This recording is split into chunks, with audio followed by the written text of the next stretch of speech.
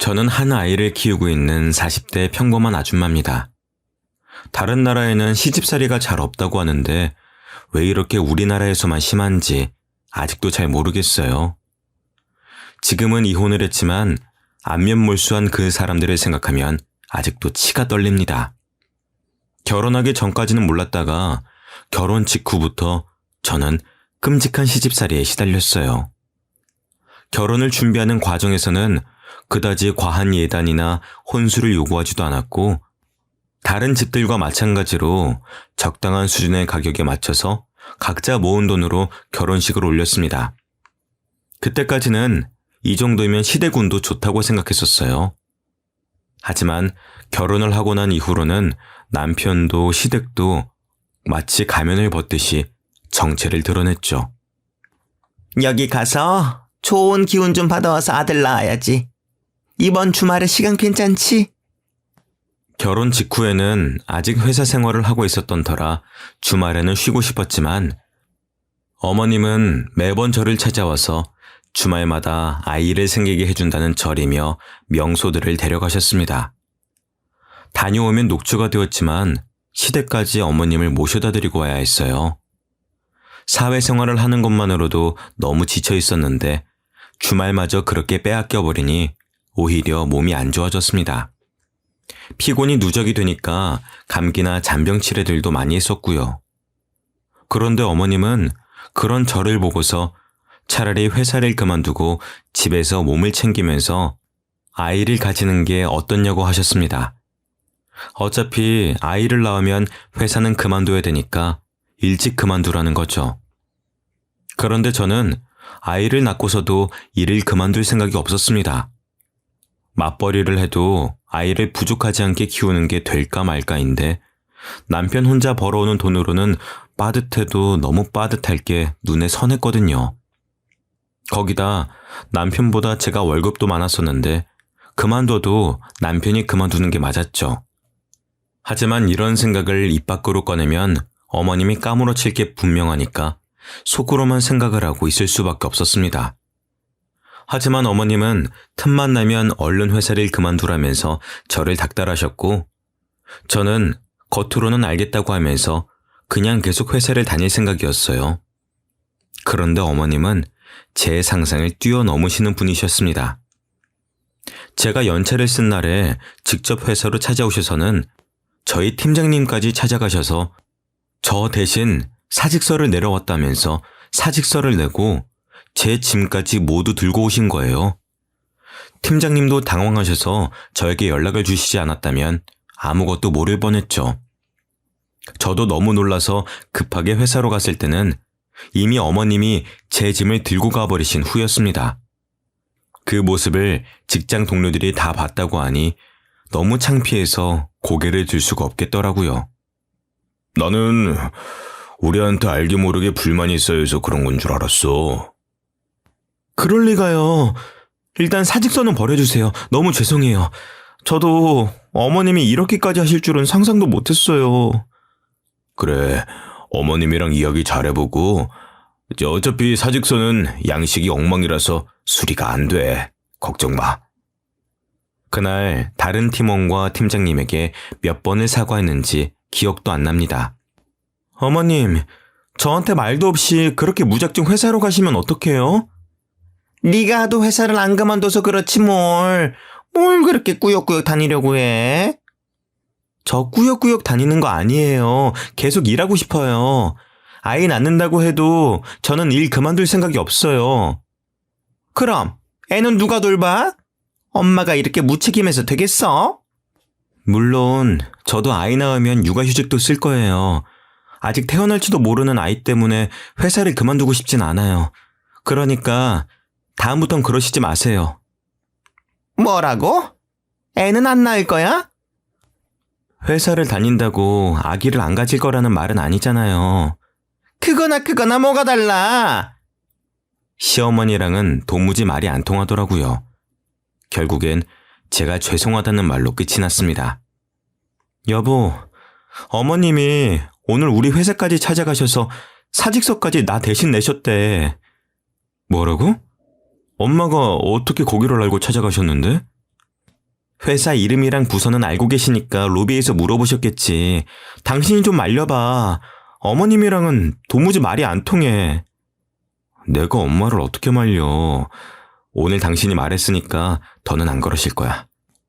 하지만 어머님은 다시 회사를 찾아오지만 않으셨을 뿐 매일같이 전화를 하셨습니다. 매번 회사는 언제 그만둘 거냐라는 말로 1시간을 넘게 끊지 않고 저를 괴롭히셨죠. 그렇게 몇 개월을 넘게 시달리고 있었는데 저희에게 아이가 찾아왔습니다.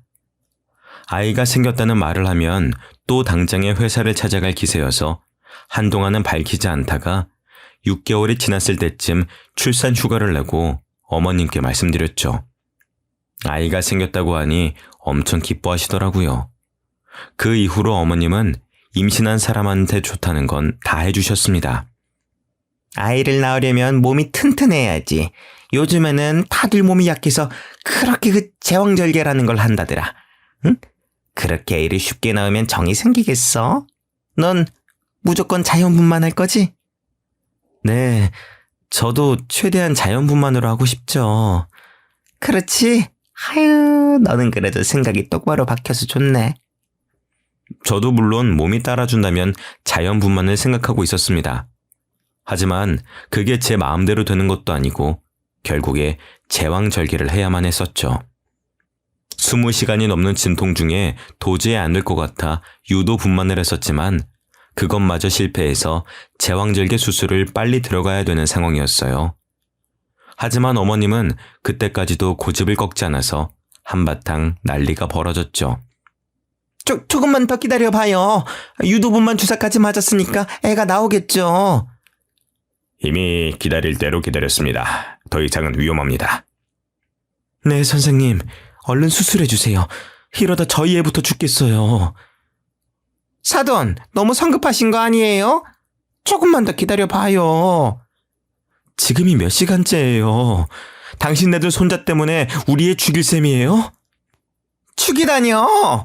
옛날에는 자연분만 집에서도 하고 다 아무렇지도 않았었는데 왜 쟤만 저렇게 난리를 떨어요? 괜히 엄살 부리는 거 아니에요? 그리고 사돈 손자이기도 해요.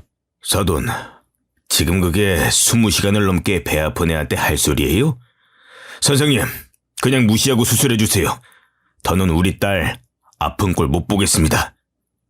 결국 남편은 그 사이에서 이러지도 저러지도 못하다가 부모님들끼리의 싸움으로 번졌고 저희 부모님이 일단 얼른 수술해달라며 재촉한 덕분에 무사히 아이를 낳을 수가 있었습니다. 거기다 아이를 낳고 나니 저는 도로 찬밥 신세가 되어버렸습니다. 아직 몸이 퉁퉁 부어서 앉는 것도 힘들었었는데 어머님은 제 병실을 떠나질 않으셨습니다. 그래서 애는 또 언제 볼 수 있다니? 병실에는 언제부터 같이 있을 수 있대? 그건 조금 있다가 간호사분 들어오시면 물어볼게요. 그렇게 멍하니 있지 말고 운동도 할 겸 직접 가서 물어보고 와. 네가 그렇게 게으르니까 애도 한 번에 못 낳고 수술까지 한 거야. 2인실을 혼자 쓰고 있는데 몸도 건강하신 어머님은 굳이 저를 시켜 먹으려고 하셨습니다. 거기에 대답할 힘도 없어서 침대에 축 늘어져만 갔죠. 아이가 태어난 지 3일쯤 지나서 제 병실에 함께 있기 시작하니 불편함은 극에 치달았습니다. 시어머니는 손주가 그렇게 좋으신지 하루 종일 아이만 보고 계셨었고 시누이는 담배를 피우고 제 병실로 들어와 냄새를 풀풀 풍기면서 아이 옆에 있었죠. 형님, 갓난아이도 있는데 담배 피우시고 1시간 정도는 냄새 빼시고 들어오시면 안 될까요? 옳게, 왜 이렇게 예민해? 옛날에는 이런 거 신경 안 써도 다 잘 컸어. 무슨 1시간씩이나 밖에 있어? 옳게, 유난 떨지 마. 시누이는 결혼도 안 하고 아이도 낳아본 적이 없으니 제 말을 이해를 못 하더라고요. 예, 이거 내 엄마 말이 맞아. 이렇게 갓난아기 때부터 담배 냄새 맡으면 안 좋아. 너희 아빠도 너 태어나고 나서는 한 달 동안 금연했었다. 시어머니가 웬일로 제 편을 들어주셔서 시누이는 입을 삐죽 내밀면서도 말은 듣더라고요. 손자를 위한 일이라면 그저 껌뻑 넘어가셨습니다. 저는 안중에도 없으신 게 문제였었지만요.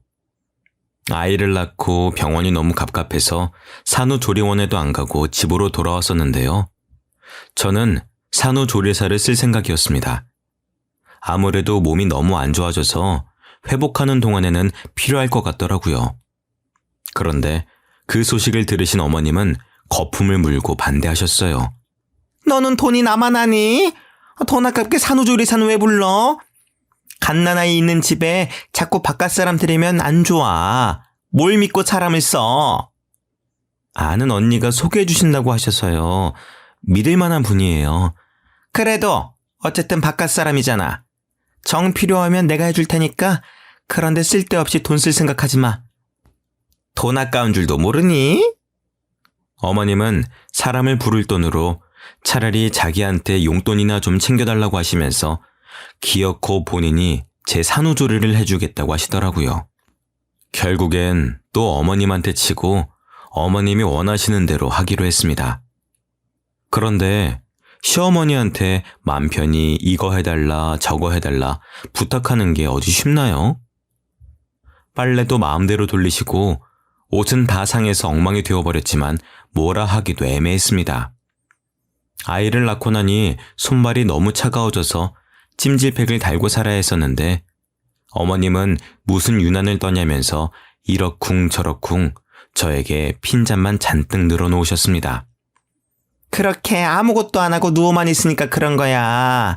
일어나서 운동도 하고 움직이면은 저절로 손발은 따뜻해져. 왜 이렇게 유난을 떨어? 너만 애 낳았니?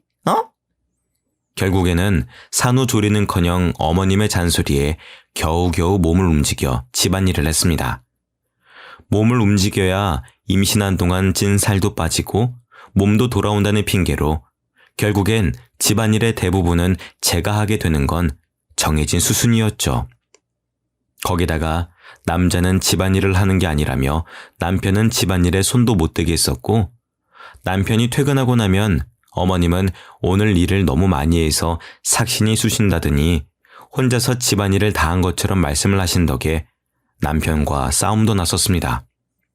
당신 아무리 그래도 당신 시어머니인데 대체 뭘 얼마나 부려먹길래 퇴근하고 올 때마다 엄마가 저렇게 지쳐있어.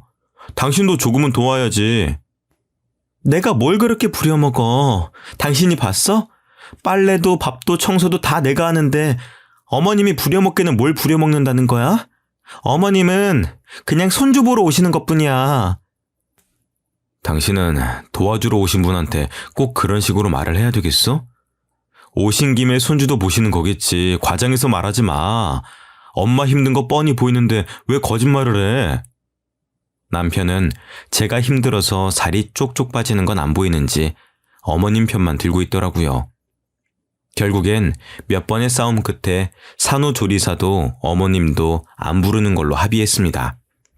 그런데 산후조리를 제대로 못하니까 손목이며 골반뼈까지 너무 아프더라고요. 그런 와중에 아이는 봐야 하니 제대로 잠도 못 자고 먹는 것도 먹는 둥 마는 둥이었어요. 시간이 갈수록 몸이 망가지는 게 느껴지더라고요. 결국엔 복직을 해야 될 때까지도 몸은 몸대로 망가져서 회복도 못하고 아이를 맡길 곳도 없어서 회사도 그만두고 집에서 프리랜서로 간간히 일하면서 아이를 돌봤습니다. 집안에서 담배를 뻑뻑 피워대는 시누이가 있는 시댁에 아이를 맡길 수도 없는 노릇이었어요. 남편에게 육아휴직을 내라고 하고 싶었지만 회사가 작으니 그런 휴가도 쓰는데 눈치를 주더라고요. 결국엔 남편이 돈을 벌고 저는 강제로 주부가 되어버렸습니다. 남편 혼자 회사에 다니기 시작하면서 저는 혼자 독박 육아를 해야 됐어요. 복직을 할 예정일 때와 돌아갈 곳이 사라지고 나니 남편의 태도가 완전히 바뀌더라고요. 당신은 집에서 살림만 하면서 집 반찬이 이게 뭐야? 나도 애 보느라 정신없어. 이 정도 반찬이라도 해놓은 게 다행인 줄 알아. 아무리 그래도 너무하잖아. 아니면 엄마한테 반찬이라도 조금 얻어오든가. 아니면 장모님은 이런 거 안 도와주신대? 일도 안 하시잖아. 당신, 내가 시어머니 부려먹는다고 뭐라 할 땐 언제고 왜 우리 엄마는 부려먹으려고 해? 당신 입에 들어갈 반찬을 우리 엄마가 당신 뭐가 예쁘다고 해다가 바치겠어? 말이 그렇다는 거지. 안 그러면 당신이 신경을 더 써주든가. 뭐가 그렇게 불만이 많은지 제가 뭘 하든 불만이 튀어나오기 바빴습니다. 전업주부로 사는 동안 남편이 저를 무시하는 말에 오기가 생겨서 어떻게든 다시 복직해서 그런 소리가 쏙 들어가게 해주고 싶었죠. 그래도 2년쯤 지나서 아이가 어린이집을 다니면서 조금 여유가 생겼어요. 낮에 혼자 있는 시간에는 물리치료라도 받으면서 몸을 회복하려고 했습니다. 저도 몸을 회복하고 회사도 복직하고 싶었거든요. 하지만 시어머니는 그것마저 불만이셨습니다. 너 저번에 산후조리사 쓴다고 할 때부터 알아봤다. 돈 쓰는 귀신이야 아주. 세상 사람들 다 너만큼은 아파. 고작 그런 걸로 무슨 물리치료야? 남편은 시어머니가 대놓고 저에게 뭐라고 하는데도 아무 생각 없이 있더라고요. 제 커리어도 무너지고 몸까지 망가져가며 아이를 낳았더니 그건 아주 당연하다는 듯 구는 게 너무 서러웠어요. 남편이 일을 벌려놓고서는 결국 혼자 나몰라라 하는 것도 꼴보기 싫었죠. 제가 경제력을 잃으니 다들 저를 더 만만하게 생각하기 시작했었거든요. 특히 시누이는 아이를 낳고 난 이후로 저희 집에 불쑥불쑥 찾아왔었습니다. 시누이는 공무원을 준비한다면서 나이 40 가까이 시댁에 얹혀 살면서 시험을 준비하는데 시부모님이랑 싸우고 나면 꼭 저희 집에 오더라고요. 옳게 내 말 좀 들어봐. 우리 엄마지만 남의 사정은 신경도 안 쓰고 너무 자기 생각만 하지 않아? 옳게도 그렇게 생각하지? 처음에는 뭣도 모르고 시누이의 말을 들어주면서 어머님 욕에 호응했다가 나중에 어머님이랑 화해하고 나서 그걸 어머님한테 다 일러바치더라고요. 결국엔 고부 갈등의 골만 깊어질 뿐이었습니다. 그런 일들이 반복되면서 그냥 시누이가 엉엉 울면서 찾아와 자기 멋대로 어머님을 욕하고 있으면 아무런 호응도 해주지 않고 실컷 떠들게 내버려뒀어요. 중간에 아이가 깼다는 핑계로 방으로 들어가기도 했지만 끝까지 자기 할 말만 하면서 밤새도록 저를 붙잡고 있었습니다. 남편은 자기 누나인데 다음날 출근을 해야 한다는 핑계로 매번 먼저 자리를 피했고 결국 시누이가 오는 날은 잠도 제대로 못 자고 다음날 시누이가 어질러 놓은 걸 치우느라 피곤함이 2배는 더 몰려왔습니다. 저도 참다 못해서 남편에게 시누이를 좀 어떻게 해보라고 했었지만 자기 일이 아니라는 듯이 저보고 알아서 하라고 하더라고요. 누나도 당신이 편하니까 이렇게 와서 하소연다고 그런 거지. 당신이 알아서 잘라내. 왜 그걸 말을 못하고 있어? 그리고 하소연 들어주는 게 뭐 어때서? 그게 말이 쉽지. 당신 일 아니라고 너무 쉽게 말하지 마. 시댁 식구도 가족이야. 가족끼리 하소연도 못해? 당신도 너무 벽치는 경향이 있어. 당신도 엄마랑 누나랑 좀 가깝게 지내려고 노력이라도 해봐. 남편은 도리어 제 탓을 하면서 친하게 지내라는 엉뚱한 대답을 내놓았습니다. 그러면서 정작 본인은 저희 부모님을 찾아뵙지도 않고 심지어는 명절마저도 혼자 보내면서 그런 말을 하는 게 양심에 찔리지도 않는지 입만 살아서 나불거리더라고요. 당신은 우리 집에 살갑게 구는 건커녕 찾아뵙지도 않으면서 그런 말이 나와? 저가랑 시집은 또 다르지. 딸은 출가 외인이라는 말 몰라? 요즘 시대에 그런 게 어딨어? 너무 이기적인 거 아니야? 당신도 이번 명절에는 나랑 같이 친정 가든가. 왜 또 그렇게 예민하게 받아들여. 됐어. 그만 말하자. 남편은 괜히 불리해지니까 말을 끊어버리더라고요. 엄마가 아이를 낳을 때 시어머니가 고집 부리던 걸 가만히 보고만 있던 남편에게 한 소리 하셨었거든요. 그 일 이후로는 저희 부모님은 뵙기 껄끄러운지 명절에도 저만 혼자 친정으로 보내더라고요. 저희 부모님은 괘씸해하는 듯 하셨지만 굳이 남편을 따로 찾진 않으셨습니다. 그렇게 저만 따로 명절에 찾아가는 게 익숙해졌을 때쯤 일이 터졌습니다. 명절에 친정에 가니까 엄마가 안색도 안 좋고 몸이 퉁퉁 부어있더라고요. 엄마, 얼굴이 왜 이래? 안색이 너무 안 좋은 거 아니야? 몸도 부은 거 같은데? 내버려둬. 그냥 나이 먹으니까 안색도 안 좋아지는 거지. 몸도 이거 나이 들어서 살찐 거야. 아무리 나이를 먹었다고 해도 이건 심하잖아. 병원도 안 가봤지? 이런 걸로 무슨 병원까지 가. 괜찮아. 조금 쉬면 다 괜찮아져. 조금 쉬고 괜찮아지는 거면 병원은 왜 있어? 얼른 옷 입어. 병원 가자. 얘가 왜 이래? 됐어. 공휴일이라서 병원비도 비쌀 텐데. 나중에 연휴 끝나고 내가 가볼 테니까 얼른 앉아. 엄마는 한사코 연휴가 끝나면 가볼 테니까 신경 쓰지 말라고 했었지만 지금까지도 안 갔는데 연휴가 끝난다고 갈 리가 없었어요. 결국엔 엄마를 억지로 일으키다시피 해서 병원으로 향했습니다. 그런데 병원에서 가보니 응급실에서도 저희 엄마 상태를 보고 몇 가지 질문을 하더니 표정이 심각해져서는 검사를 한번 받아야 될 것 같다고 하더라고요. 아유, 됐어요. 여기서 주사 한 방 맞으면 다 괜찮아질 텐데 뭘 그렇게까지 해요. 엄마는 괜히 의사가 쓸데없는 검사를 한다면서 제 말도 듣지 않으셨죠. 그래도 이왕 여기까지 왔는데 검사 받아보기나 하자. 그래요. 아빠 말이 맞아. 엄마 지금 피곤해서 그런 게 아니라니까?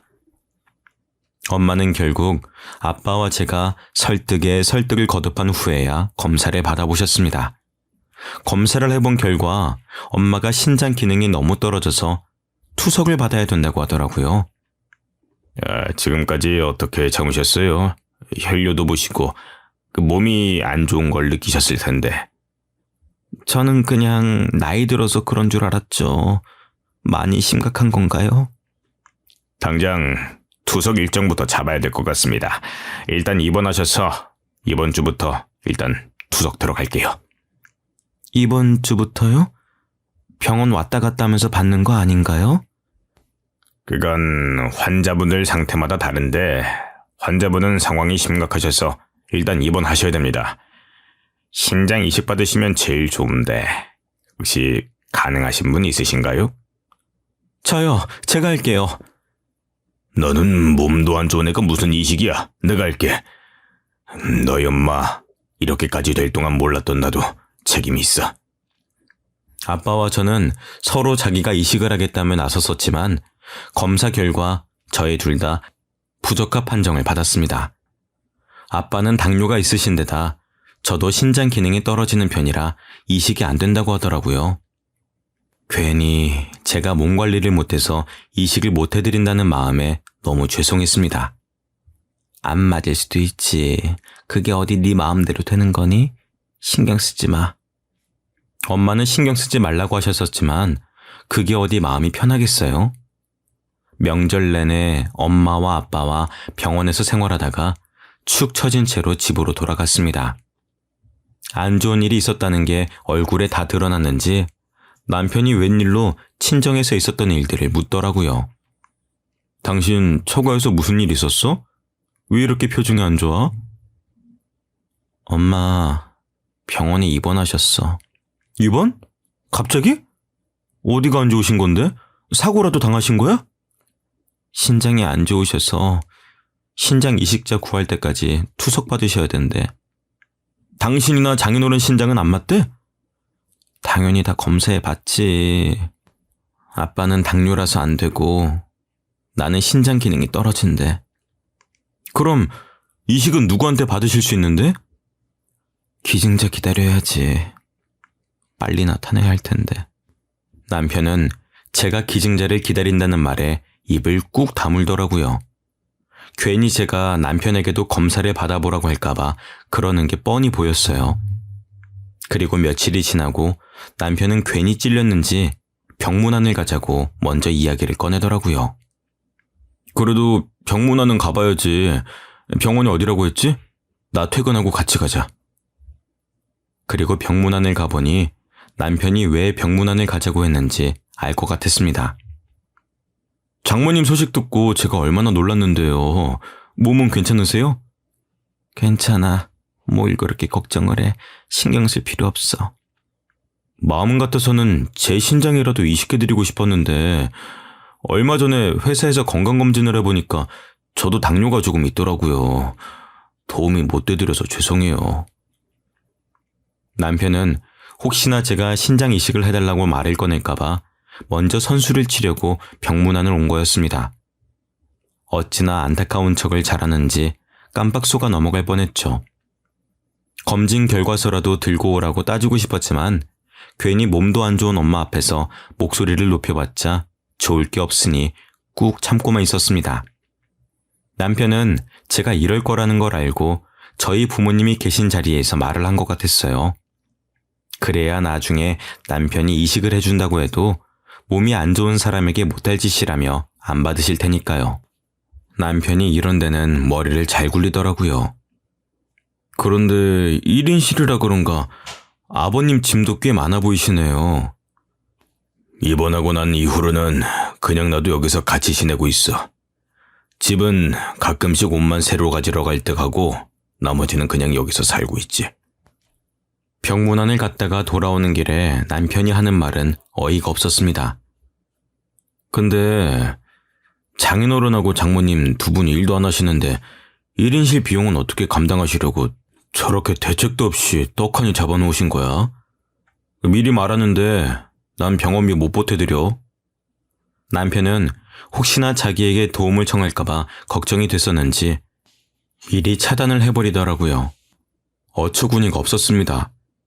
저희 부모님이 일을 안 하시긴 했지만 살고 있는 빌라 건물주이시거든요. 그 빌라 말고도 다른 건물 2개가 더 있으시고요. 젊은 시절에 악착같이 모아서 저 다 키워놓으시고 재테크 하시던 게 대박이 나셔서 그제서야 건물도 몇 채 사놓고 겨우 노후 자금을 모으시기 시작하신 정도였어요. 그러니 돈을 안 쓰시는 게 습관이 되셔서 병원에도 안 가려고 하시고 겉보기로만 봐서는 건물주라는 걸 모를 정도였거든요. 어차피 빌라도 관리를 해야 되니까 그 건물에서 살고 계신 거였는데 남편은 그걸 보고 저희 집이 가난하다고 믿고 있는 것 같았습니다. 당신이 보태줘봤자 뭐 얼마나 보태줄 수 있다고 그렇게 말해? 애초에 당신한테 손 벌릴 생각도 없었어. 그러면 말고 당신 나중에라도 딴소리 할 생각하지 마. 당신이 먼저 그렇게 말한 거야? 남편은 퍽이나 걱정이 됐었는지 끝까지 돈은 못 보탠다는 말을 하더라고요. 어쩌다가 이런 남편을 만난 건지 제 자신이 너무 한심스러웠습니다. 그리고 얼마 지나지 않아 신우이가 또 저희 집으로 찾아왔어요. 하지만 술도 마시지 않았고 밤이 아닌 아침부터 찾아왔다는 게 평소와 달랐습니다. 심지어는 손에 과일도 한가득 들고 왔더라고요. 형님, 이렇게 아침부터는 어쩐 일이세요? 왜? 올키가 혼자 집안일하기 힘들 테니까 내가 도와주려고 왔지. 그동안 신세진 것도 많은데 이렇게라도 갚아야 되지 않겠어? 신우이는 무슨 바람이 들었는지 저희 집에 들어와 처음으로 집안일을 도와주더라고요. 웬일로 조카 앞에서 담배 냄새도 다 털어내고 들어오는 모습에 뭔가 꿍꿍이가 있는 건가 의심부터 하기 시작했는데 역시나 제 예상이 맞아떨어졌습니다. 올케네 부모님 집 빈다면서? 소식 다 들었어. 병원에서 거의 사신다며. 네, 그런데 왜요? 그럼 올케 부모님 집은 비는 거 아니야? 다른 게 아니라 나도 이제 독립할 때가 된 것 같아서. 지금 뭘 말씀하시고 싶은 거예요? 저희 집이라도 빌려달라는 말씀이세요? 어차피 두 분 다 병원에서 생활하신다면서 집 비워놓으면 뭐해? 내가 들어가서 깨끗하게 살게. 나도 나이가 있는데 이제 독립도 해야지. 네, 독립하세요. 누가 하지 말라고 했어요? 형님이 독립하시는 거랑 저희 부모님이 집이 비는 건 완전히 별개 문제죠. 저희 부모님 짐도 있는데 어떻게 남을 집에 들여요? 가족끼리 꼭 그렇게 선을 그어야 되겠어? 올케랑 내가 가족이니까 올케 부모님이랑도 가족이지. 어떻게 남이야. 짐 있는 건 난 신경 안 쓰니까 괜찮아. 응? 가족이요? 그렇게 가족 운운하시는 거 안 부끄러우세요? 그렇게 가족 같은 사이인데 저희 엄마 병문안이라도 한번 오셨었어요? 신장 이식이라도 해주실 거예요? 올케, 사람 그렇게 안 봤는데 무섭네. 지금까지 우리 신장이나 노리고 있었던 거였어? 제가 왜 이식을 못 해드리는데요? 아이 낳고 제대로 몸 관리할 틈도 없어서 그런 거잖아요. 형님이 먼저 그런 식으로 말 안 꺼내셨으면 저도 이런 말 안 했겠죠. 대체 사람이 어디까지 양심이 없으면 그런 생각이 가능한지 도무지 이해할 수가 없었습니다. 언제 회복하셔서 집으로 돌아오실 줄도 모르는 건데 무작정 그 집에서 살겠다는 게 제정신인가요? 신우이와 말씨름을 하고 있는 와중에 남편이 뭘 두고 갔는지 집에 다시 들어오더라고요. 누나는 아침부터 무슨 일이야? 뭐 두고 간 물건이라도 있어? 당신이 형님한테 말했어? 내가 뭘 말해? 우리 부모님 병원에 입원하셔서 두 분 다 병원에서 생활하시는 거 당신이 말했냐고. 말했는데 그게 왜? 형님이 당신이 한 말 듣고 여기까지 와서 뭐라고 하시는지 알아? 그럼 이제 우리 부모님 집이 비니까 자기가 거기 들어와서 살겠다네? 저는 당연히 남편이 제정신이냐며 신우이에게 화를 낼 줄 알았습니다. 그런데 제가 사람 파악을 잘못해도 한참 잘못했던 거죠. 남편은 그럴 수도 있지 않냐면서 자기 누나가 돈 몇만 원 정도만 월세로 내고 그렇게 살면 저희 부모님도 조금이라도 돈을 받으니 좋지 않냐고 하더라고요. 저는 그렇게까지 남편의 인성이 개차반인 줄 몰랐습니다. 그럴 수도 있잖아. 어차피 비는 집이고 장모님 병원비도 한두 푼이 아닐 텐데 누나가 그 집 들어가서 한 달에 20만 원 정도만 보태드려도 이득 아니야? 너는 우리 엄마 몸이 안 좋아서 병원에 있다는 자각이 있긴 해? 거기 부모님 짐도 있고 언제 이식받아서 퇴원하실지도 모르는데 어떻게 거길 들어가서 살아? 솔직히 기증제 찾는 일이 그렇게 쉬운 일도 아니고 얼마나 오래 걸릴지도 모르잖아. 이런 식으로라도 내가 병원비를 보태주겠다는데 그것도 싫어? 그럼 말아. 난 병원비 안 보태. 누가 병원비 보태달래? 당신이 주는 푼돈 우리도 필요 없어. 누가 누구를 거지로 보는 거야? 당신 주제 파악이나 해. 형님, 독립이 그렇게 하고 싶으시면 여기서 살아요. 저는 더는 이 남자랑 못 살 것 같더라고요. 신우이에게 정독립을 하고 싶으면 저희 집에서 살라고 하고서는 그대로 짐을 싸서 저희 부모님 집으로 제가 들어왔습니다. 그동안 간병 때문에 아버지가 관리 못하시던 건물을 제가 대신하고 있었거든요. 내친 김에 그냥 제가 그 집에서 살면서 관리하기로 마음을 먹었습니다. 그게 훨씬 편하니까요. 그렇게 집을 나온 후 시어머니에게는 또 전화가 끊이질 않았어요. 너는 애가 왜 이렇게 모난 구석이 많아? 그냥 넘어갈 일도 꼭 선을 그으면서 너 하고 싶은 대로 고집을 부려야 마음이 편해? 왜 이렇게 애가 이기적이야? 어머니, 대체 누가 이기적이라는 건데요? 그렇게 가족 같은 사이라고 하시면서 병문안 한 번 안 온 사람이 뻔뻔하게 집을 달라고 하는데 그걸 참아드려야 하는 거예요? 그게 그렇게 어려운 부탁이야? 그냥 사돈 퇴원하실 때까지 빌려주는 게 뭐 그리 어려운 일이라고 일을 이렇게 복잡하게 만들어? 집 나가면 끝이야! 집 나가면 끝인 게 아니라 끝이라서 집을 나온 거예요. 저는 이제 더 같이 살 마음 없어요. 이제 가족이 아니니까 집도 당연히 안 빌려줄 거고요. 부부 사이에 끝이 그렇게 쉽니? 너희 부모 닮아서 너도 생각이 없기는 마찬가지네.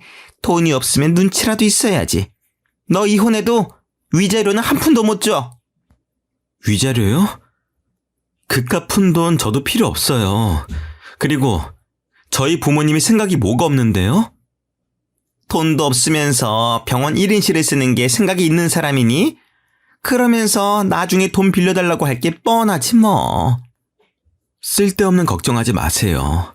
저희 집에 차고 넘쳐나는 게 돈인데 남편 도움은 필요 없어요. 돈 빌려달라고 하지 않을까 걱정하던 건 저희 부모님이었다고요. 시어머니와의 전화를 끊고 얼마 지나지 않아 남편이 찾아왔습니다. 당신 정말 이런 일로 이혼하겠다는 거야? 당신 이혼이 그렇게 쉬워? 우리 애는 어떡하고? 안 쉬우니까 지금까지 참아준 거야. 당신 같은 사람 손에 애를 어떻게 맡겨? 당신 이런 식으로 나오면 위자료고 양육비고 한 푼도 못 받을 줄 알아? 당신이 위자료든 양육비든 줘봤자 얼마나 준다고 유세를 부려? 제 말에 남편은 자기가 예상한 반응과 다르게 나오자 당황한 것처럼 보였습니다. 당장 이혼 서류에 사인해. 나는 다 해놨으니까 당신만 사인하면 돼. 남편은 아무렇지 않은 척하며 보란듯이 제 눈앞에서 서류에 사인을 해버리더라고요. 그렇게 저와 남편은 이혼을 하고 법원을 나서는 길에 아빠가 저를 데리러 오셨습니다. 엄마가 아픈 후로 아빠는 엄마가 퇴원하면 여기저기 함께 다니실 거라고 비싼 외제차를 뽑아서 운전 연습 겸 시내 곳곳을 돌아다니셨었거든요. 남편은 아빠가 외제차를 몰고 나타나는 걸 보고 어안이 벙벙해 하면서 저를 붙잡더라고요. 장인어른이 어떻게 외제차까지 사고 다니시는 거야? 내가 말했잖아.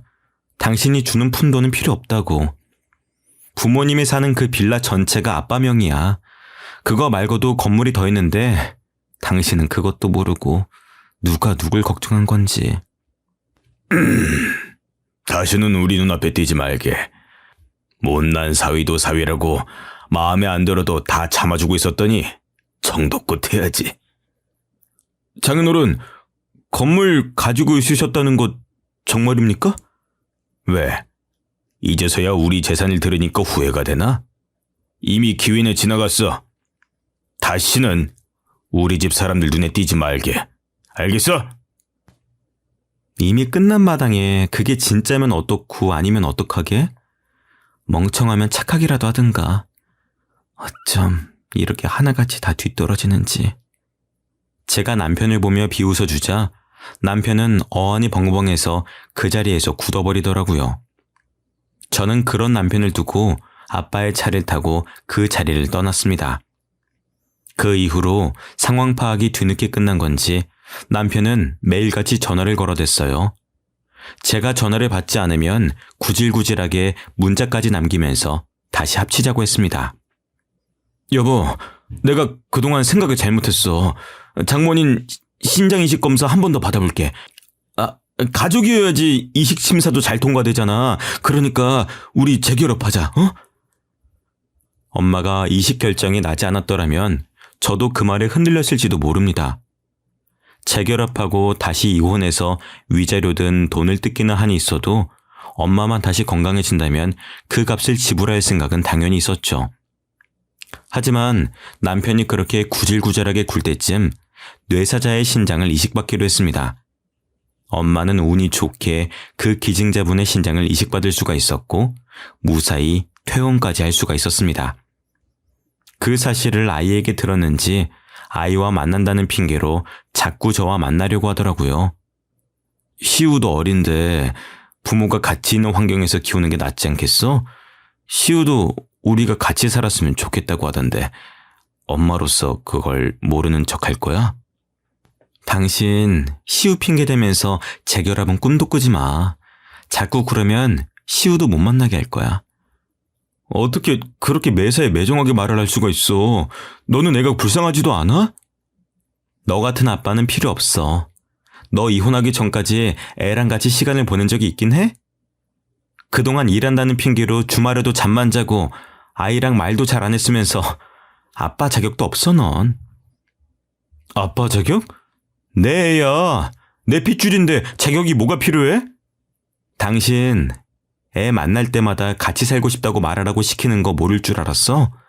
애도 눈치가 빨라서 당신이 애정이 있어서 그렇게 말하는 건지 아닌지 다 알아. 참내 애가 뭘 안다고.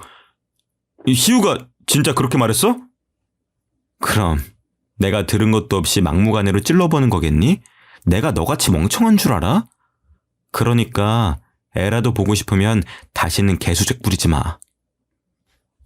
한 달에 한 번 만나는 것만 지키면 되는 걸 애가 보고 싶다는 말에 기껏 아이를 보내줬더니 매번 재결합에 눈이 멀어서 애를 이용하더라고요. 자기 아빠만 만나고 들어오면 아빠는 자기를 사랑하지 않는다며 기가 죽어서 들어와서는 있었던 일들을 말하는데 그걸 듣고 있자니 저도 점점 인내심이 바닥을 치고 있었거든요. 그래서 저도 한 번은 화가 나서 아이를 따라 나가서 직접 말을 한 거였습니다. 그 후로도 몇 번 더 질척거리긴 했었지만 제가 마음을 돌려먹을 생각이 없다는 게 티가 나니까 금세 포기하고 연락을 끊더라고요. 어이가 없었지만 엄마도 건강을 되찾으니 액땜했다 생각하고 있습니다. 그 이후로 아이는 아빠를 보고 싶다는 말도 안 하고 곧 초등학교에 들어가네요. 원래도 아빠랑 그다지 친밀한 사이가 아니어서 그런지 없어도 크게 허전함을 느끼지 못하는 것 같습니다. 아이는 아빠 대신에 할아버지가 굉장히 잘 챙겨주고 계셔요. 저희 아빠도 처음에는 태어날 때 저를 힘들게 했다고 별로 안 예뻐하셨었는데 그래도 핏줄은 핏줄인지 결국에는 옆에 끼고 사는 수준입니다. 저도 아빠가 육아를 많이 도와주신 덕분에 건강도 다시 회복하고 얼마 전에는 복직도 했습니다. 예전만큼 큰 회사는 아니지만 나름 복지도 좋고 제 경력을 이어나갈 수가 있어서 저는 만족하고 사는 중입니다. 엄마도 건강을 잘 회복하셔서 이제는 반년에 한 번씩 병원에 가보는 정도네요. 이제 저는 더 바랄 게 없습니다. 저희 가족이 모두 건강하고 행복하게만 살았으면 좋겠습니다. 여러분들도 무엇보다도 건강이 우선이라는 걸 잊지 말고 사셨으면 좋겠습니다.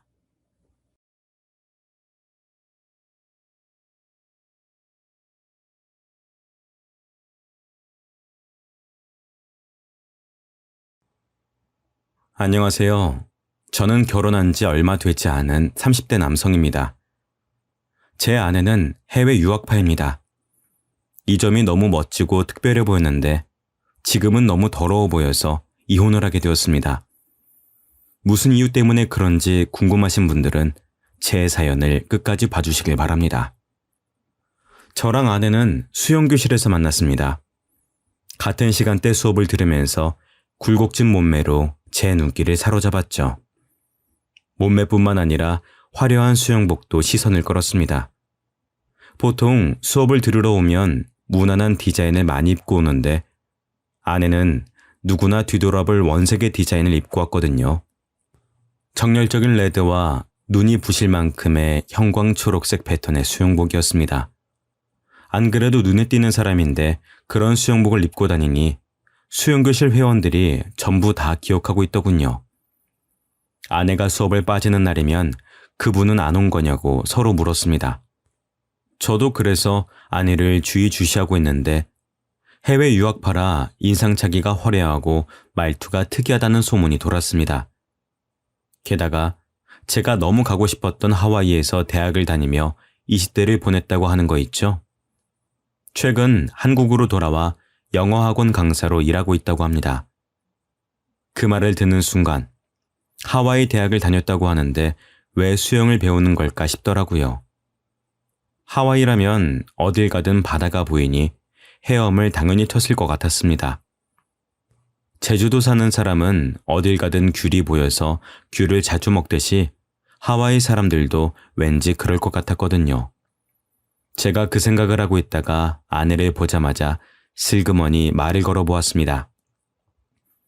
안녕하세요. 저 같이 수영 수업 듣는 사람인데 혹시 저 알고 계신가요? 다름이 아니라 궁금한 게 있어서 하와이에서 오신 걸로 알고 있는데 수영을 배우고 있는 게 신기해서요. 혹시 무슨 이유가 있나요? 제가 원래 수영을 잘했는데 물에 빠진 뒤로 헤엄을 못 치겠더라고요.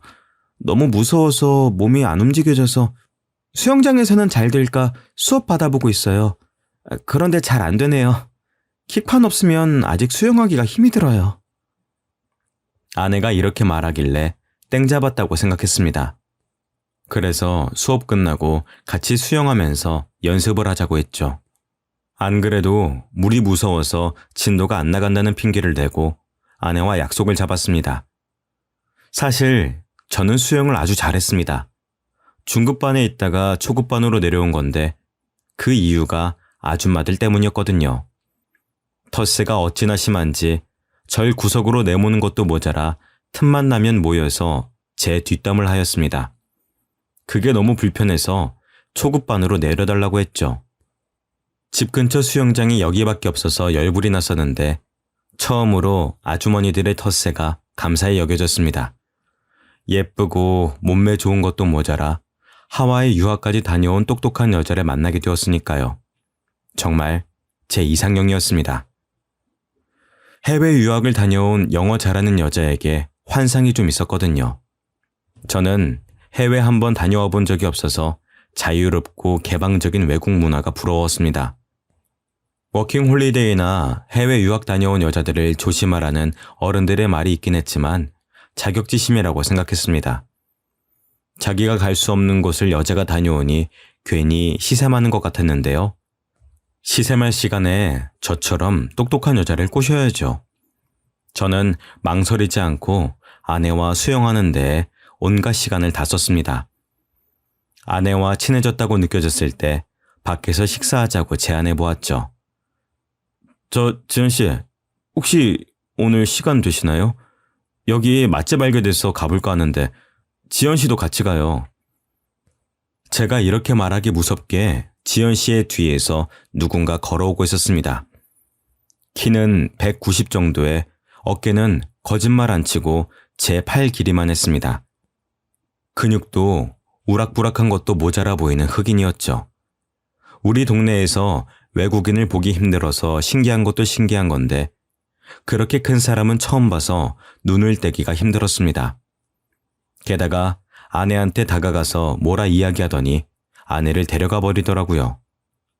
저는 영어도 못했고 덩치가 큰 외국인에게 기가 죽어서 아무 말도 못했습니다. 설마 남자친구일까 싶어서 아내가 다시 오길 기다렸죠. 아내에게 남친이 있다는 말을 들으면 그날 바로 끊어놓았던 수영 강습비를 환불하려고 했습니다. 남친이 있냐는 질문부터 하는 거였는데 너무 창피하더군요. 제가 쪼그려 앉아 애초롭게 기다리고 있으니 아내가 멀리서 저를 보고 다가왔습니다. 어머, 동구씨, 지금까지 기다리고 계신 거예요? 오래 기다리셨죠? 아까 뭐라 하신 거예요? 맛집 같이 가자고 하신 것 같은데. 그게 같이 식사하려고 했는데 남자친구 있으시면 실례인 것 같아서요. 혹시 아까 그분 남자친구분이실까요? 네? 그런 거 아니에요. 그냥 친구인데 오늘 잠깐 제 얼굴 보고 간다고 했거든요. 갑자기 미국으로 간다고 하길래 잘 다녀오라는 말만 했어요. 저는 또 남자친구분인 줄 알고 강습비 환불할 뻔했어요. 고백도 못하고 차인 기분이라. 그럼 식사 같이 하실까요? 저 지연 씨랑 밥 먹으려고 기다리고 있었는데. 네, 당연하죠. 못 파는 데예요? 동구 씨는 가본 곳이에요? 이렇게 아내와 식사 자리를 갖고 급격하게 친해지게 되었습니다. 간단하게 국수를 먹고 2차로 삼겹살에 소주를 먹으러 갔거든요. 역시 술이 들어가니 창피해서 못했던 말들이 우수수 나왔습니다. 첫눈에 반했다느니 해외 유학 다녀온 여자가 이상형이라느니 술에 취해 별별 소리를 다 했죠. 저희 아내는 술이 어찌나 센지 제가 취해서 필름이 끊길 때까지 멀쩡했습니다. 정신을 차려보니 눈앞에 낯선 천장이 보이더군요. 설마 했는데 아내가 자기 집까지 데려온 것이었습니다. 제가 놀라서 벌떡 일어나니까 아내가 배시시 웃으며 말하였습니다. 일어났어? 그렇게 술이 약하면서 왜 빨리 마셨어? 천천히 좀 마시지. 어제 일 기억나긴 해? 내가 어디 사냐고 물어봐도 말을 안 해줘서 데려왔어. 죄송해요. 이제 막 친해졌는데 이런 실수를 하고. 앞으로 이런 일 없을 거예요. 지연 씨랑 너무 친해지고 싶어서 그랬어요. 뭐야, 하나도 기억 못하나 보네? 우리 말 놓기로 했잖아. 우리 동갑이니까 얼른 놓자고 한 사람이 누군데? 아내는 이런 상황이 놀랍지도 않은지 까르륵 웃음을 터뜨렸습니다. 하긴 외국에서는 파티도 많이 하고 친구들이랑 같이 자는 일이 흔할 테니까요. 여유로워 보이는 아내의 모습에 저는 또 마음이 갔습니다. 제가 못 해본 경험을 아내는 많이 해봤을 것 같더라고요. 아내가 해장해야 한다며 유학 갔을 때 많이 해먹었다는 라자냐도 만들어 주었습니다. 라자냐라는 음식을 처음 먹어봤는데 좀 느끼하긴 해도 해장이 되는 기분이었죠. 아마 아내가 해준 음식이고 아내랑 같이 있어서인 것 같았습니다. 그 뒤로 아내가 라자냐를 해주는 일이 많아졌습니다. 수영 강습이 끝나면 따로 만나서 수영을 잠깐 하고 술을 마시러 갔으니까요. 그리고 자연스럽게 아내 집으로 가서 데이트를 하다 보니 정식으로 만나자는 말 없이 사이가 깊어지게 되었습니다. 이렇게 교제한 적은 처음이라 생소했지만 아내가 다른 문화권에서 지내다가 온 사람이니 그런 거라고 생각했죠. 1년 정도 교제하고 나니 아내에 대한 마음이 깊어져서 결혼 이야기를 꺼내고 싶어졌습니다. 아내도 결혼 생각이 아예 없는 건 아닌 것 같더라고요. 제가 독신주의냐고 물었을 때 아니라고 했으니 프로포즈를 준비했습니다. 근사한 레스토랑을 예약하고 유명 브랜드 반지를 구매했는데요. 아내에게 레스토랑 주소를 알려주고 제가 먼저 가서 기다리고 있으니 심장이 터질 듯 뛰었습니다. 아내가 거절하면 어쩌나 걱정되는 마음으로 약속 시간을 기다렸죠. 그런데 아내는 제가 보낸 레스토랑을 확인하지 않았는지 평소처럼 편안한 옷차림이었습니다. 다른 손님들은 다 캐주얼한 정장을 입고 있는데 아내만 티셔츠에 청바지를 입고 있더라고요. 정말 서운했지만 정장을 차려입은 저를 본 아내의 반응이 더 실망스러웠습니다. 당신 뭐야? 진짜 웃기다. 나 만나고 어디 가는 거야? 어디 가는 게 아니라 당신 만나려고 이렇게 차려입은 거잖아. 왜? 설마 프로포즈라도 하려고?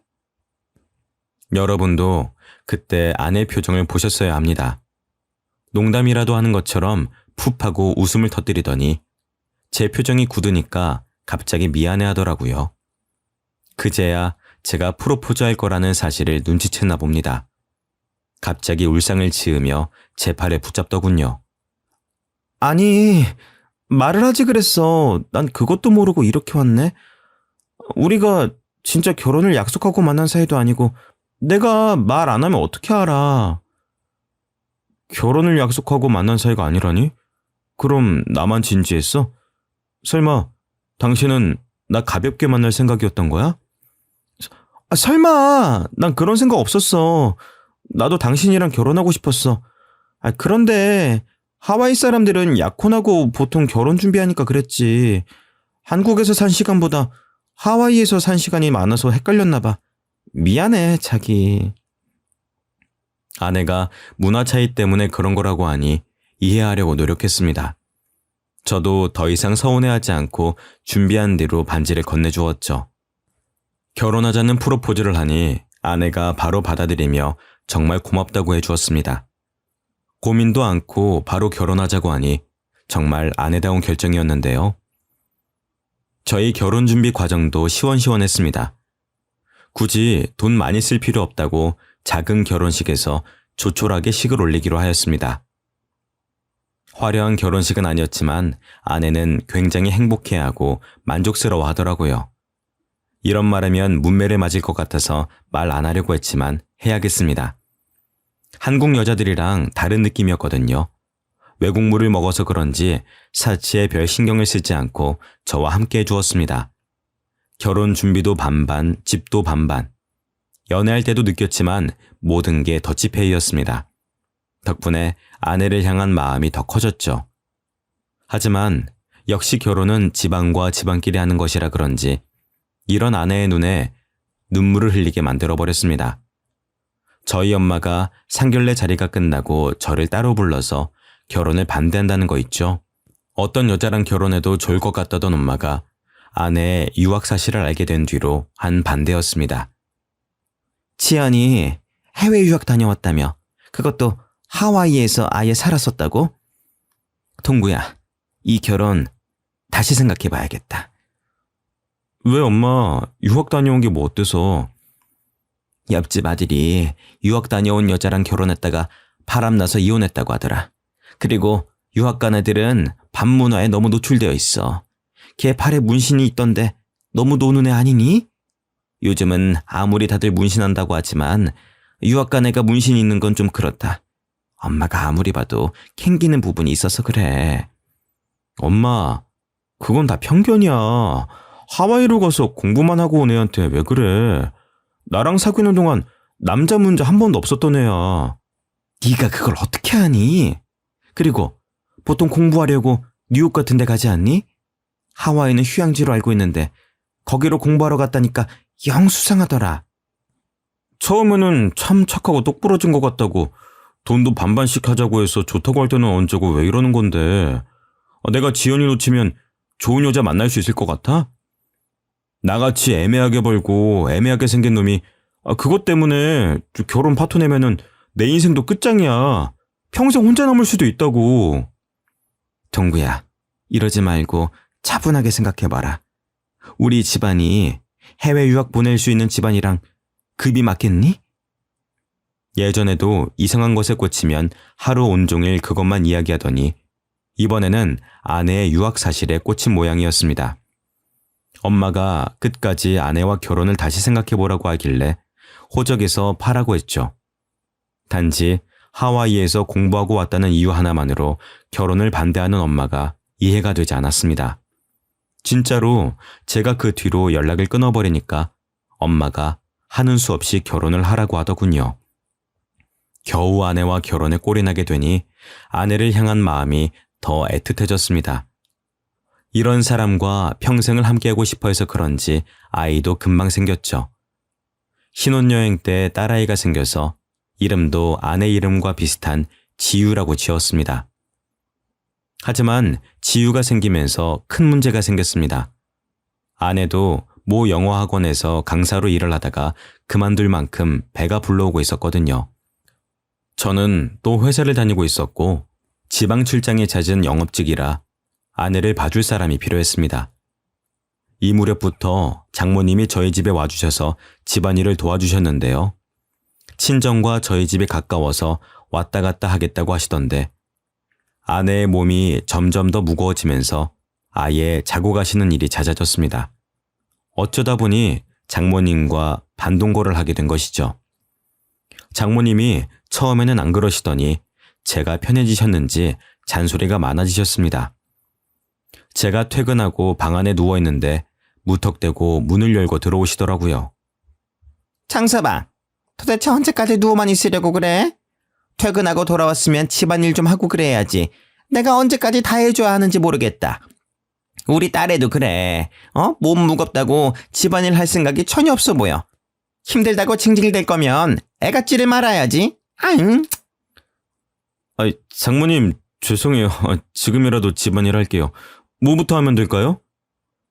제가 벌떡 일어나 청소기라도 돌리려고 움직이는데 장모님은 듣지도 않으셨습니다. 마음이 많이 상하셨는지 갑자기 아내가 있는 방 안으로 들어가 뭐라 말씀하고 있길래 귀를 기울였는데요. 처음에는 뭐라 하는지 하나도 안 들렸는데 장모님이 흥분하셨는지 목소리가 점점 커져서 또렷하게 들려왔습니다. 이럴 거면 왜 한국 왔니? 한국 남자는 좀 다를 것 같다고 와놓고 이게 뭔데? 엄마가 볼 때는 제이크가 100배 낫더라. 엄마 조용히 좀 해. 그러다가 남편이 들으면 어쩌려고 그래.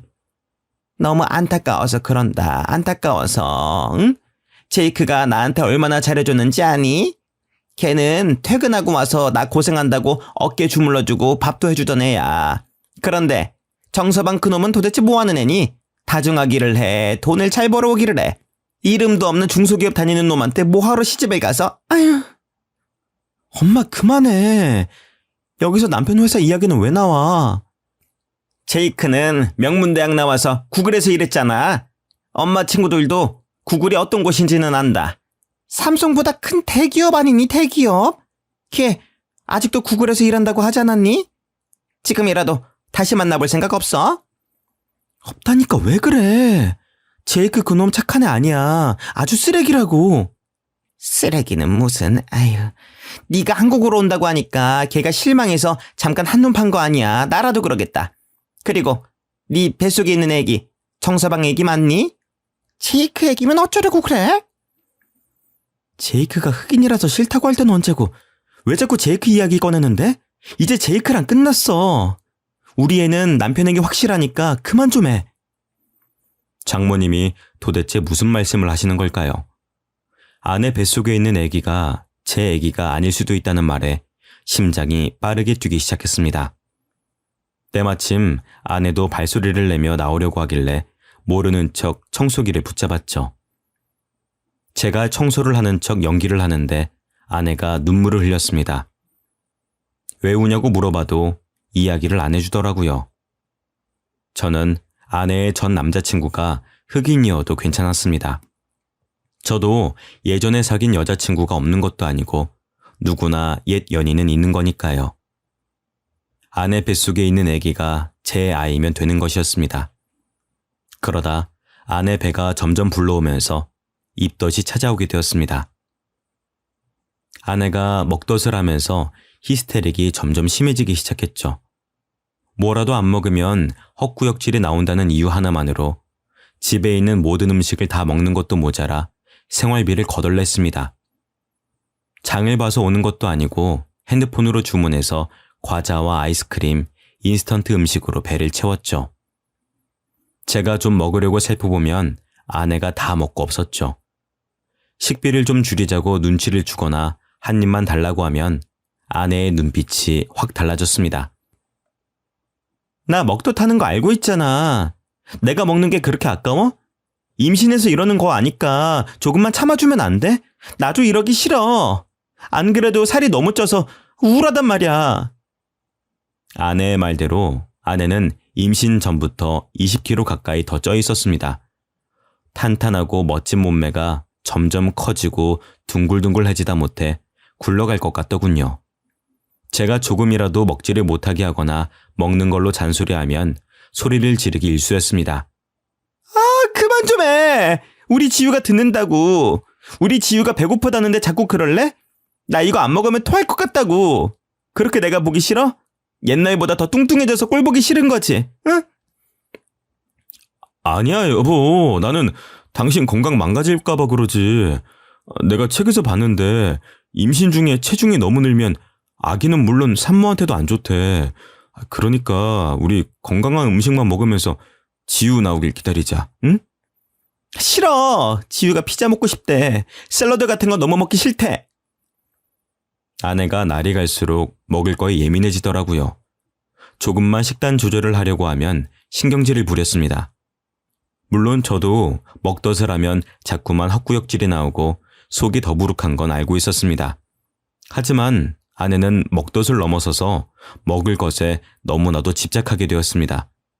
하루는 장모님, 저, 아내, 셋이서 치킨을 먹는 날이 있었는데요. 평소처럼 장모님과 아내에게 다리 하나씩을 나누어주고 닭가슴살을 먹는데 웬일로 오늘은 닭다리가 하나 더 있더군요. 그래서 제가 집어먹었습니다. 그런데 아내가 그 모습을 보고 눈을 부라리며 어떻게 그럴 수 있냐고 하는 거 있죠? 원래 닭다리는 내 거잖아. 엄마한테 하나 양보하라고 해서 내가 양보도 해줬는데 어떻게 자기가 홀라당 먹어버릴 수 있어?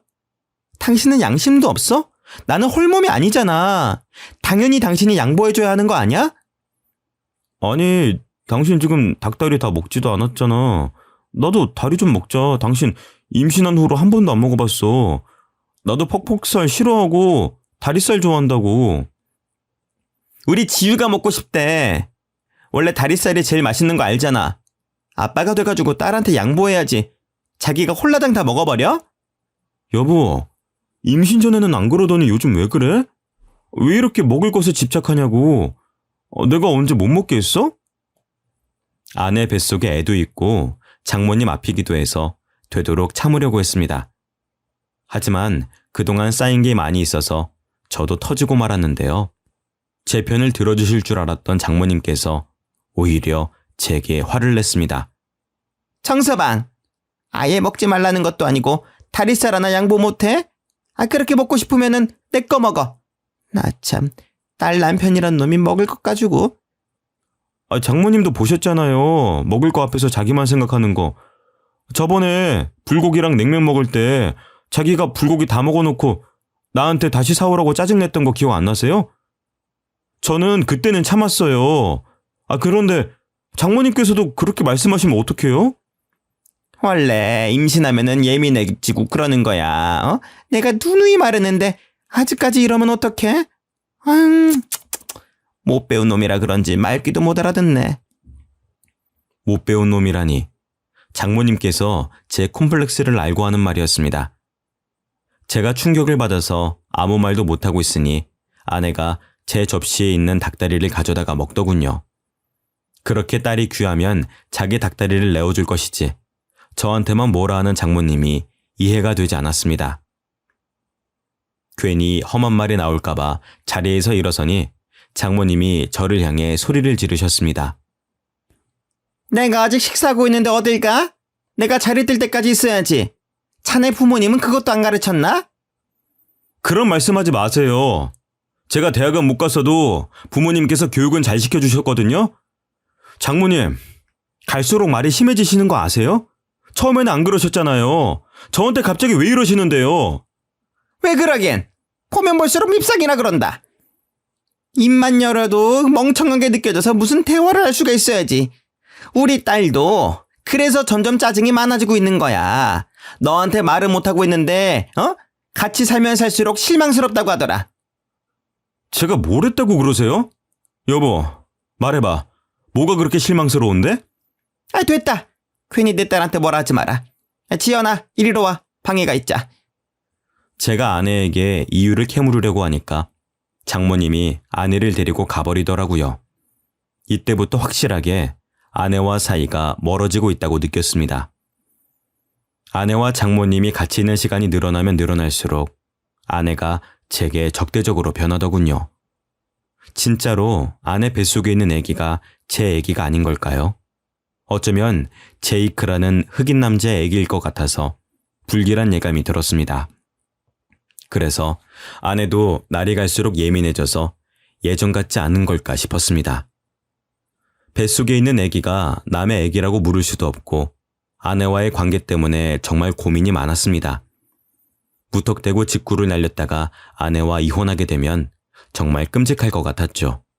그만큼 아내를 사랑했습니다.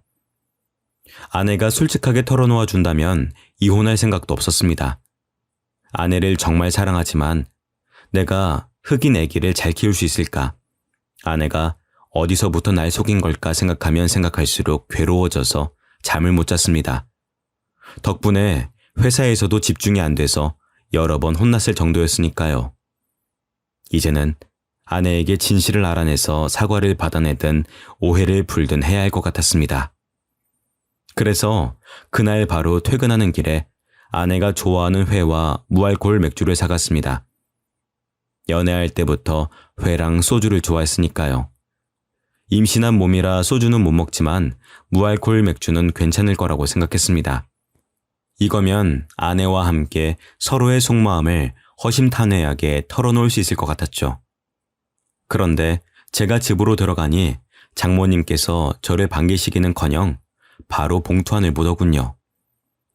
회와 맥주를 사간 봉투를 보자마자 장모님이 저를 노려보셨습니다. 정서방, 이게 뭐야? 설마 혼자 먹으려고 사온 거야? 우리 딸이 먹고 싶어도 못 먹고 있는데 이걸 사오면 어떡해? 혼자 먹으려고 사온 게 아니고 지연이랑 같이 먹으려고 사왔어요. 이거 진짜 술 아니고 가짜 술이에요. 무알코올이라 임산부도 먹을 수 있대요. 세상에, 그런 술이 어딨어? 알코올 조금이라도 들어가면 임산부 큰일 나는 거 몰라? 남편이라는 작자가 이렇게 생각이 없으니까 우리 지연이 몸이 아프지?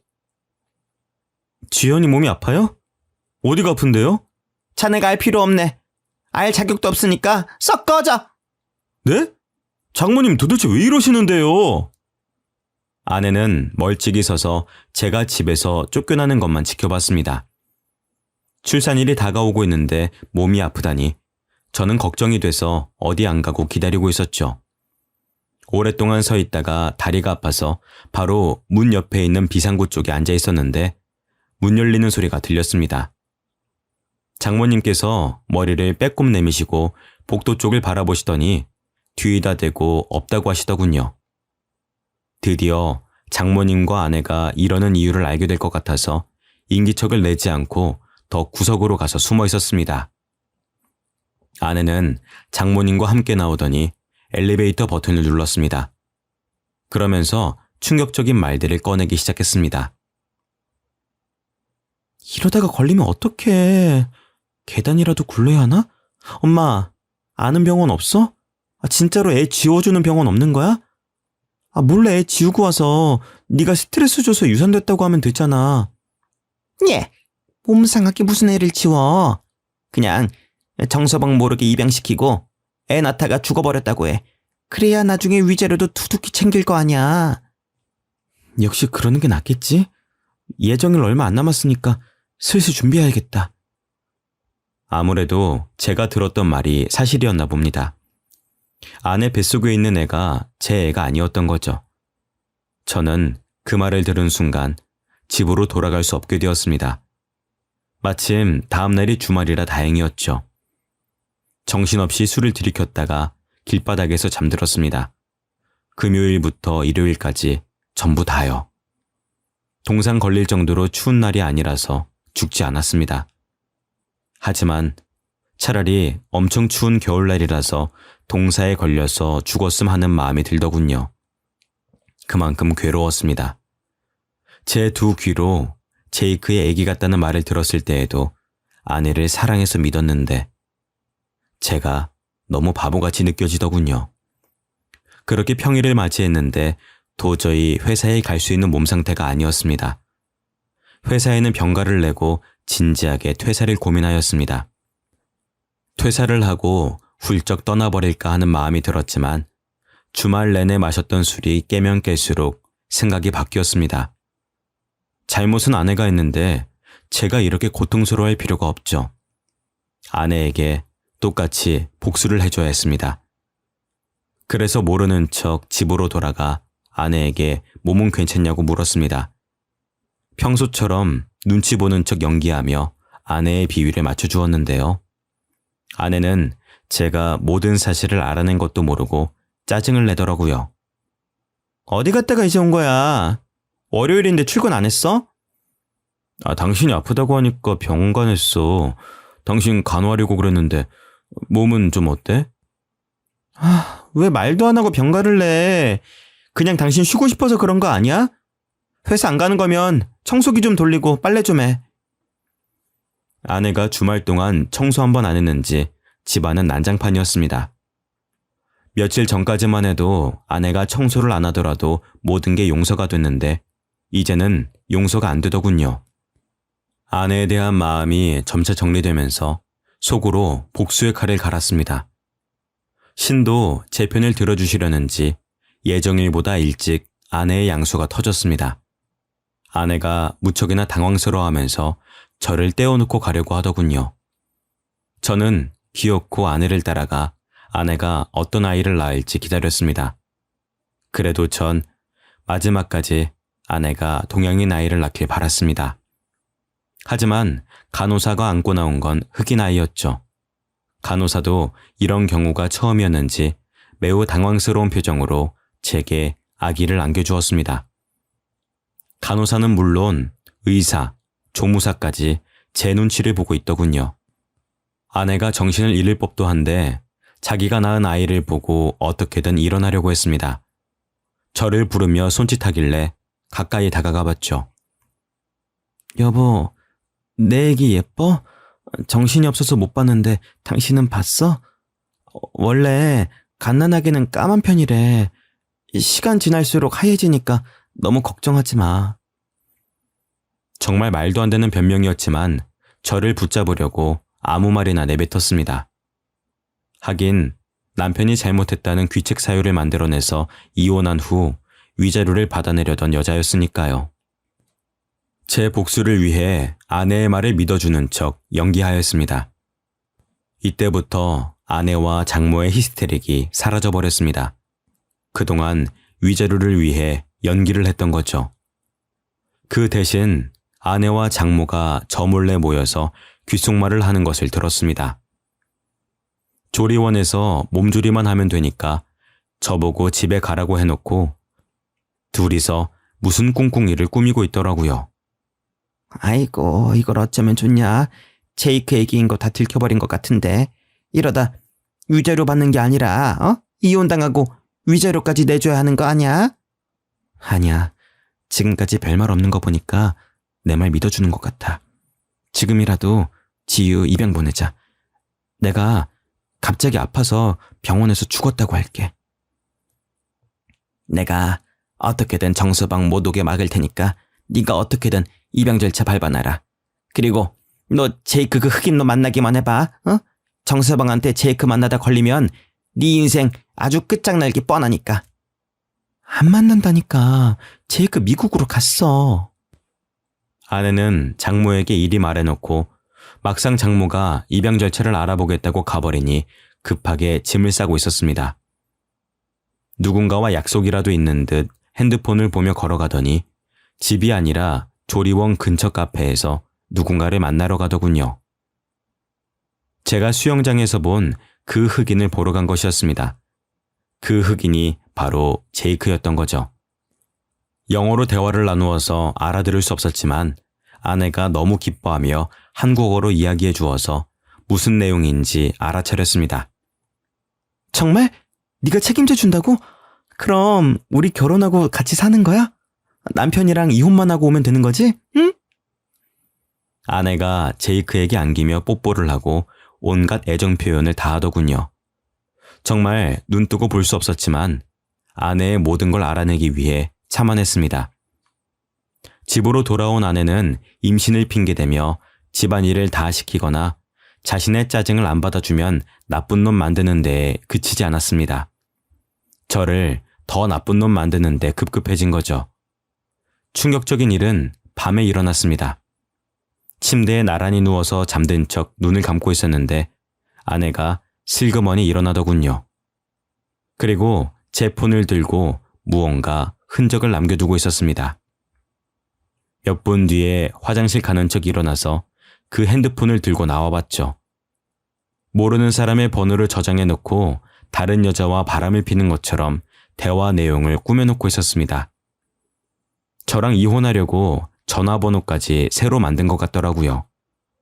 당연히 그 대화 내역을 다 지워놓으니까 새로운 사건이 터졌습니다. 며칠 뒤에 제가 회사에 가려고 집 앞으로 나오니 처음 보는 여자가 갑자기 제게 핸드폰을 내밀었는데요.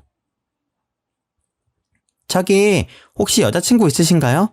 마음에 들어서 그런데 연락처 주실 수 있으실까요? 옷차림도 야시시한 게 왠지 모르게 화류계 여성인 것 같더라고요. 도대체 어디서 이런 여자를 알고 부탁했는지 아내의 과거가 의심됐습니다. 해외 유학 사실을 알고 결혼을 반대했던 부모님 말을 믿는 거였는데 후회가 돼서 불쾌한 표정을 지은 채 여성분의 고백을 거절했죠. 결혼했습니다. 와이프 있으니까 다른 분 알아보세요. 잠깐만요. 그냥 친구로 지낼 수도 있는 거잖아요. 한 번만 알려주세요. 제가 왜요? 따라오지 마세요. 경찰 부를 겁니다. 뭐 이딴 게 다 있어? 번호 주는 게 그렇게 어려워요? 여자가 끝까지 따라오길래 겨우 떼어놓고 차에 올라탔습니다. 여자가 번호를 따는 것도 드문 일인데 이렇게 집요하게 따라오다니 의심이 들 수밖에 없더군요. 아내가 사람을 쓴 것 같아서 차를 다른 데에 대고 기다려보았습니다. 진짜로 아내가 밖으로 나오더니 여자에게 돈을 쥐어주었는데요. 그 모습을 핸드폰으로 모두 다 촬영해 놓았습니다. 그리고 아내가 지유를 입양 보내기 전에 유전자 검사를 다 해놔야 되겠다고 느꼈죠. 그날부로 유전자 검사할 수 있는 곳을 다 알아보고 비용도 체크해 놨습니다. 그동안 안 쓰고 모아두었던 연차까지 쓰며 아내를 쫓아다녔죠. 아내는 제이크를 하루도 빼놓지 않고 만나서 아내가 입고 나간 옷을 매일 찍찍이로 흑인 머리카락이 묻어있지는 않을까 체크했습니다. 덕분에 머리카락을 빠르게 채취해낼 수 있었죠. 유전자 검사만 한 게 아니라 아내가 제이크라는 흑인 남자를 만나고 다닌 증거를 사진 찍어 두었습니다. 유전자 검사 결과도 나오고 아내가 흑인 남성을 만나고 있다는 증거가 충분하다고 생각한 날이었습니다. 기가 막히게도 아내는 그날 흑인을 만나러 갔습니다. 손을 꼭 잡고 숙박업소로 들어가려고 하길래 그 앞을 막아섰죠. 아내는 제게 미안해하거나 창피해하기는커녕 버럭 소리를 지르기 시작했습니다. 뭐야? 당신이 왜 여기 있어? 설마 나 따라다닌 거야? 당신 뭐 의처증 뭐 그런 거야? 스토커도 아닌데 왜 따라온 건데? 당신이 의심스러우니까 그러지. 처음부터 위자료 노리고 나한테 접근한 거지. 그게 아니면 나한테 접근해놓고 보니까 이 자식의 임신한 거 알아차린 거야? 지금 뭐라는 거야? 내가 지금 꽃뱀짓 했다는 거야? 난 당신한테 그런 짓 한 적 없어. 제이크는 그냥 내 친구라고. 당신은 친구랑 그런 짓 해? 그래서 흑인 애가 생긴 거잖아. 제이크랑 결혼하지. 왜 나랑 결혼했어? 날 왜 속였냐고! 그동안 참아온 분노와 배신감에 소리를 질러대니까 아내가 놀라더군요.